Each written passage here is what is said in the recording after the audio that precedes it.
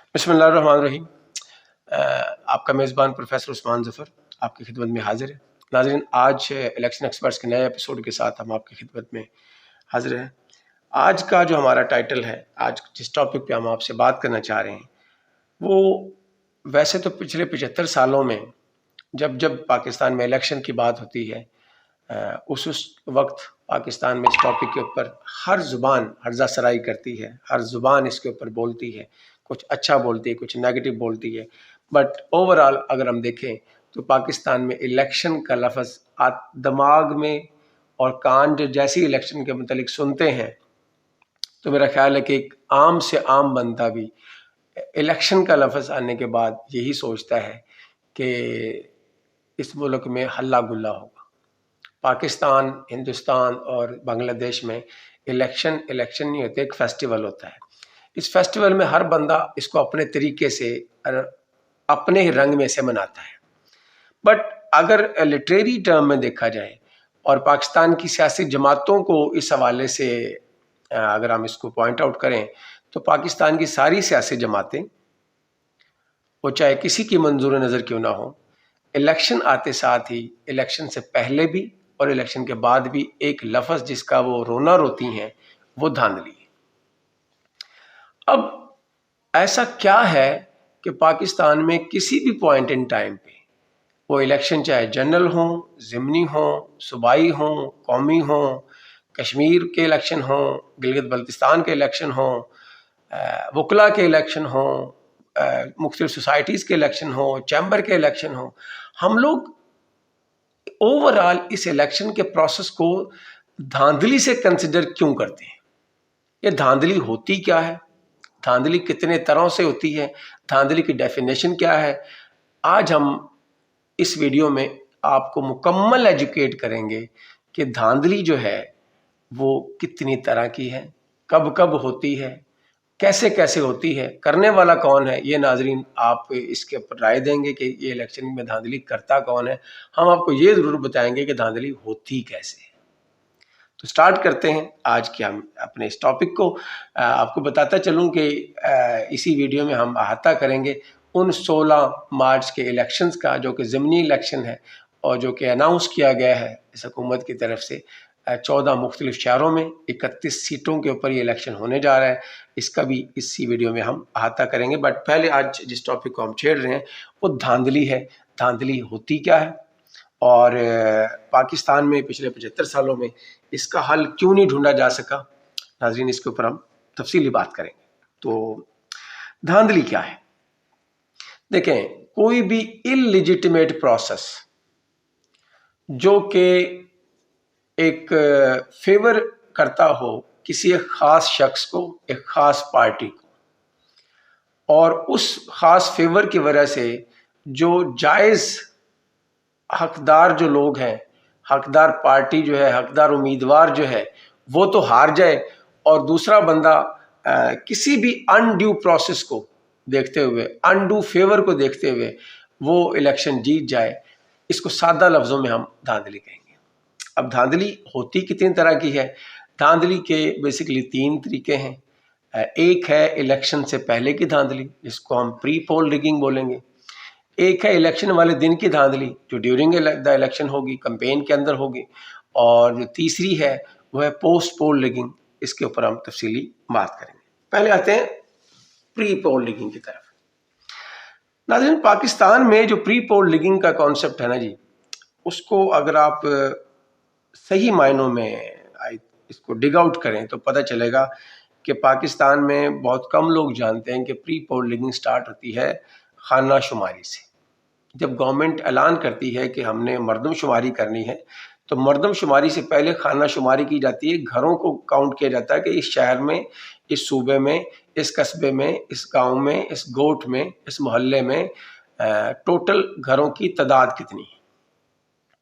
अब घरों की तादाद से भी शायद ये बात आगे निकल गई है, क्योंकि हालिया कुछ इलेक्शन में स्पेशली 2018 के बाद कराची, सियालकोट और लाहौर के मुख्तलिफ इलाकों का अगर मैं आपको हवाला देता चलूँ तो घरों को छोड़ के जी प्लॉट्स के ऊपर, फैक्ट्रीज़ के अंदर اور 3 مرلوں میں 250 ووٹ پایا گیا ہے، تو اس سے آپ اندازہ لگا سکتے ہیں کہ 3 مرلے کے پلاٹ میں 3 مرلے کے گھر پہ کیسے 250 افراد کا ووٹ رجسٹر ہوا، کس نے کیا، یہ ایک الگ سٹوری ہے، اس کے اوپر ہم کبھی تفصیل میں بات کریں گے. بٹ آج ہم صرف بیسک کور کر رہے ہیں کہ پری پول جو الیکشن کی ریگنگ ہے اس میں کس طریقے سے دھاندلی کی جاتی ہے. جیسے کہ میں نے آپ کو بتایا کہ خانہ شماری، اب وہ گھر ایک ایسا گھر جس کے 2 دروازے ہیں، تو یہ بیسیکلی ان لوگوں کے لیے بڑا سیف ہیونز ہوتا ہے جو کہ اس پورے پروسیس کے اندر دھاندلی کو کرتے ہیں، کیونکہ جہاں پہ 2 دروازے ہیں وہ کنسیڈر کرتے ہیں کہ یہاں پہ ایسے ووٹرز کو جن کے گھر بار نہیں ہوتے، جن لوگوں کو ایسے ووٹر جن کے آئی ڈی کارڈ فیک ہوتے ہیں، ان تمام افراد کا ڈیٹا ایسے گھروں میں ڈال دیا جاتا ہے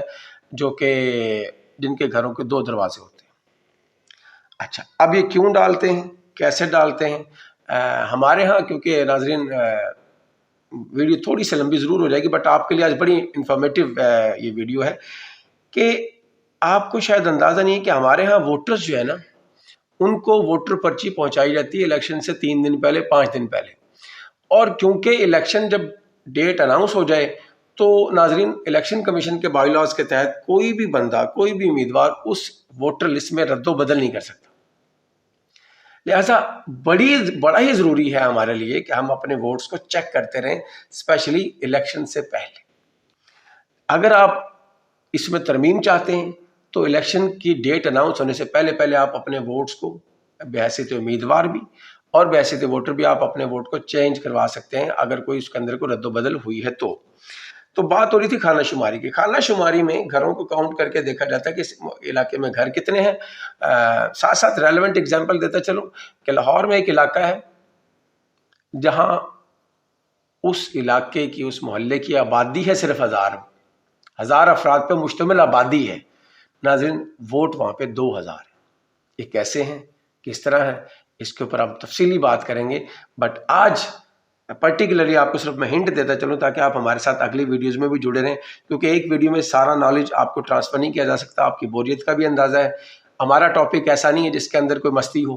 ہمارا ٹاپک ایسا ہے جو اس ملک کے لوگوں کو ایجوکیٹ کرے، الیکشنز کے حوالے سے ایجوکیٹ کرے، تاکہ آپ کو پتہ چلے کہ آپ کیا واقعی آپ کے ووٹ سے تبدیلی آتی ہے کہ نہیں آتی، اور اگر آتی ہے تو وہ کہاں چلی جاتی ہے. ناظرین دوسرا ہے مردم شماری. ڈیفینیٹلی جب گھر کاؤنٹ ہوتے ہیں تو اس کا اگلا مرحلہ ہوتا ہے کہ ان گھروں میں پائے جانے والے افراد کی تعداد کتنی ہے، وہ کون لوگ ہیں، وہ کس فیملی سے ہیں، وہ کس مذہب سے ہیں. ٹھیک ہے، یہ تمام تر پروسیس دیکھا جاتا ہے کہ اس فیملی میں رہنے والے جو گھروں میں افراد ہیں وہ کون ہیں، ان کا مذہب کیا ہے، ان کا ایڈریس کیا ہے، وہ ان کا آبائی ایڈریس کیا ہے، ان کا موجودہ پتہ کیا ہے، وہ تمام چیزیں ہیں. بٹ اس کے باوجود بھی ایک ووٹر جو ہے اس کے آئی ڈی کارڈ پہ 2 ایڈریس ہوتے ہیں، ایک موجودہ پتہ، ایک مستقل پتہ. اگر ان 2 پتوں کے علاوہ کہیں ووٹ پھینکا گیا ہے تو ناظرین یہ بھی دھاندلی کا ایک طریقہ کار ہوتا ہے کہ آپ کا ووٹ اس پرٹیکولر ایڈریس کے علاوہ جو آپ نے اپنے آئی ڈی کارڈ میں مینشن کر رکھے ہیں، اور یہ آپ کے ثوابدیدی حق ہے کہ آپ کے اس پرٹیکولر موجودہ پتہ یا مستقل پتہ کے علاوہ آپ کا ووٹ کہیں بھی پھینکا گیا تو وہ دانستہ طور پہ پھینکا جاتا ہے. اور دانستہ طور پہ کون پھینکتا ہے ناظرین، یہ سوال آپ کی طور ایک اوپن اینڈڈ کوسچن کے طور پہ چھوڑ کے جاؤں گا کہ کون کرتا ہے. تیسرا ہے کہ آبادی، جیسے میں نے ابھی کہا کہ 1000 بندوں کی آبادی ہے اور ووٹ وہاں پہ 2000 ہیں، تو یہاں پر بھی جو ووٹوں کے اندر جو بے ضابطگی کرنا ہوتا ہے یہ دانستہ طور پہ کیا جاتا ہے، اور یہ کون کرتا ہے یہ بھی آپ کے سامنے ہے. تیسرے نمبر پہ یہاں پہ جعلی اور بوگس ووٹوں کو لسٹ میں شامل کیا جاتا ہے. اچھا، اب یہ جعلی، بوگس، فیک، انلیجٹمیٹ ووٹ کس طرح کے ہوتے ہیں؟ مان لیجئے کہ میں آپ کو اپنی فیملی کا بتاتے چلوں. میری فیملی میں 5 ووٹس ہیں. ہم ایک ہی گھر میں رہتے ہیں. میرے والد صاحب اور میرے والدین کی ڈیتھ ہو گئی. اس کے بعد ہم 5 ووٹ ہیں. ہم 5 ووٹوں کو 2021 کے کنٹونمنٹ الیکشن میں ہمارے 5 ووٹوں کو تمام لوگوں کو الگ الگ بلاک کوڈ میں رکھا گیا، کیونکہ یہ سراسر زیادتی ہے ہمارے ساتھ کہ ہم ایک بلاک کوڈ کا حصہ ہیں، ایک گھر میں رہتے ہیں تمام بہن بھائی، تو ہمارے ووٹ ایک ہی جگہ ہونے چاہیے تھے، ایک ہی بلاک کوڈ میں ہونے چاہیے تھے، ایک ہی پولنگ اسٹیشن پہ ہونے چاہیے تھے. ٹھیک ہے، دانستہ طور پہ کیا گیا. یہ کس کی طرف سے کیا گیا؟ 2 ہی چیزیں ہیں، یا تو کوئی سیاسی جماعت اس کو کرتی ہے، یا وہ ادارہ جو اس تمام پروسیس کا کسٹوڈین ہے، جو محافظ ہے میرے ووٹوں کا، وہ مجھے یہ ٹریل ہسٹری بتانے سے ابھی تک قاصر ہے کہ میرے ووٹوں کو کس نے اور کس کے کہنے پہ اس کو پھینکا گیا۔ دوسرے نمبر پہ ناظرین انہی ووٹوں کو یونین کونسل بدل دی جاتی ہے، پی پی کا حلقہ بدل دیا جاتا ہے، دیوار سے دیوار ٹچ ہوتی ہے۔ پی پی 158 کے الیکشن میں ہم نے دیکھا۔ تیسرے نمبر پہ آپ کا این اے کا حلقہ چینج کر دیا جاتا ہے۔ چوتھے نمبر پہ آپ کا شہر چینج کر دیا جاتا ہے۔ پانچویں نمبر پہ آپ کا صوبہ چینج کر دیا جاتا ہے۔ چھٹے نمبر پہ آپ کو مار دیا جاتا ہے کہ آپ گھر گھر سروے کے دوران پتہ چلا آپ مردہ پائے گئے تھے، لہٰذا آپ کا ووٹ کینسل ہو گیا۔ ناظرین یہ کون کر رہا ہے؟ اوورسیز کا ووٹ۔ اوورسیز ہمارے کئی سارے دوستوں نے ہم سے رابطہ کیا کہ ان کا ایک ایڈریس اس نیٹو کنٹری کا جہاں وہ رہ رہے ہیں، جبکہ دوسرا ایڈریس پاکستان میں اس شہر کا جہاں سے وہ بلونگ کرتے ہیں۔ اب ایک خاتون ہے، ہماری بہن ہے، وہ ناروے رہتی ہیں، ان کا آبائی گھر چک جمرہ میں ہے، اور ناظرین ان کا ووٹ پایا گیا ڈی ایچ اے فیز 5 میں۔ تو یہ تمام وہ چیزیں ہیں جو پری الیکشن سے کے زمرے میں آتی ہیں، اور کسی خاص پارٹی کے ورکر کو، لاسٹ بٹ ناٹ لیسٹ پری پول میں کسی خاص پارٹی کے ورکر کو چن چن کے ان کا ووٹ کسی اور جگہ پھینکنا، یہ تمام چیزیں ناظرین پری پول لیگنگ کے زمرے میں آتی ہیں۔ اب آتے ہیں الیکشن کے دوران کیا ہوتا ہے۔ الیکشن کے دوران ناظرین مائٹ از رائٹ کا رول چلتا ہے۔ ویسے تو دفعہ 144 نافذ ہوتی ہے، تمام تر قوانین کو حوالے سے اس کو پرکھا دیکھا جاتا ہے کہ جناب کون کون سا پولنگ اسٹیشن حساس ہے، کون سا انتہائی حساس ہے، کتنے نارمل پولنگ اسٹیشن ہیں۔ یہ ساری باتیں بٹ لگتی وہاں تک ہیں جہاں تک قانون کے کاغذ ہیں۔ کاغذوں سے آگے نکل کے بات آئے تو جو مائٹ از رائٹ کا کانسیپٹ پایا جاتا ہے کہ جس کی لاٹھی اس کی بھینس، وہ امیدوار بھی اور وہ سیاسی پارٹیاں بھی اس میں نتائج میں رد و بدل کرتی ہیں۔ ابھی آپ کے سامنے حالیہ کراچی کے الیکشن ضمنی انتخابات تھے، اور ہر پولنگ اسٹیشن پہ 60 70 70 80 100 150 200 ووٹ ڈالا۔ اس 100 ووٹ ڈالنے کے بعد گنتی میں 10 گھنٹے لگے۔ کس کو بیوقوف بنایا جاتا ہے، کس کو ہروانے کے لیے کام کیا جاتا ہے، کس کو جتوانے کے لیے کام کیا جاتا ہے۔ یہ قوم اتنی بیوقوف نہیں ہے جتنا اسے سمجھا جاتا ہے۔ یہ کوشچن بھی میں آپ کی طرف اوپن اینڈڈ چھوڑ رہا ہوں۔ ہلا گلا کرنا، توڑ پھوڑ کرنا، زور زبردستی الیکشن کو سبوتاج کرنا، ووٹرز کو ڈرانا دھمکانا، یہ تمام تر چیزیں وہ ہیں جو اس دن ڈیورنگ دا الیکشن آپ کے سامنے یہ چیزیں کی جاتی ہیں۔